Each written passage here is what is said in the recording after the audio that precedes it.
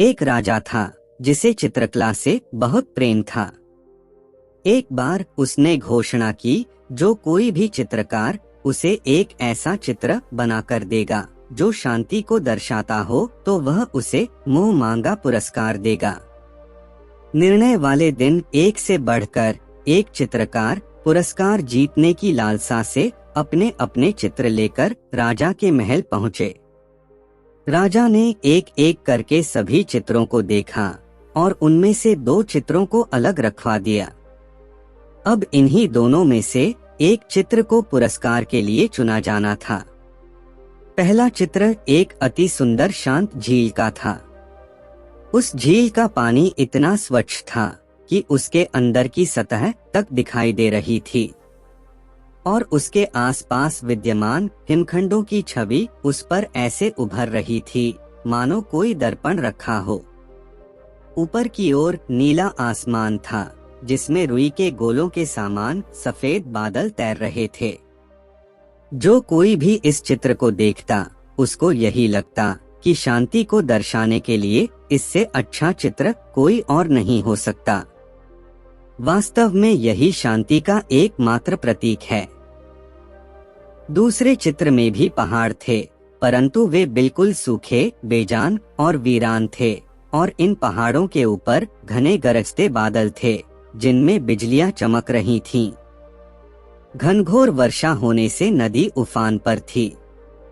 तेज हवाओं से पेड़ हिल रहे थे और पहाड़ी के एक ओर स्थित झरने ने रौद्र रूप धारण कर रखा था। जो कोई भी इस चित्र को देखता यही सोचता कि भला इसका शांति से क्या लेना देना, इसमें तो बस अशांति ही अशांति है। सभी आश्वस्त थे कि पहले चित्र बनाने वाले चित्रकार को ही पुरस्कार मिलेगा। तभी राजा अपने सिंहासन से उठे और घोषणा की कि दूसरा चित्र बनाने वाले चित्रकार को वह मुंह मांगा पुरस्कार देंगे। हर कोई आश्चर्य में था। पहले चित्रकार से रहा नहीं गया। वह बोला, लेकिन महाराज, उस चित्र में ऐसा क्या है जो आपने उसे पुरस्कार देने का फैसला लिया है, जबकि हर कोई यही कह रहा है कि मेरा चित्र ही शांति को दर्शाने के लिए सर्वश्रेष्ठ है। राजा ने पहले चित्रकार को अपने साथ चलने के लिए कहा। दूसरे चित्र के पास पहुंचकर राजा बोले, झरने के बाईं ओर हवा से एक ओर झुके इस वृक्ष को देखो। उसकी डाली पर बने उस घोंसले को देखो। देखो कैसे एक चिड़िया इतनी कोमलता से, इतने शांत भाव व प्रेम पूर्वक अपने बच्चों को भोजन करा रही है। फिर राजा ने वहां उपस्थित सभी लोगों को समझाया, शांत होने का अर्थ यह नहीं है कि आप ऐसी स्थिति में हो जहां कोई शोर नहीं हो, जहां कोई समस्या नहीं हो, जहां कड़ी मेहनत नहीं हो, जहां आपकी परीक्षा नहीं हो।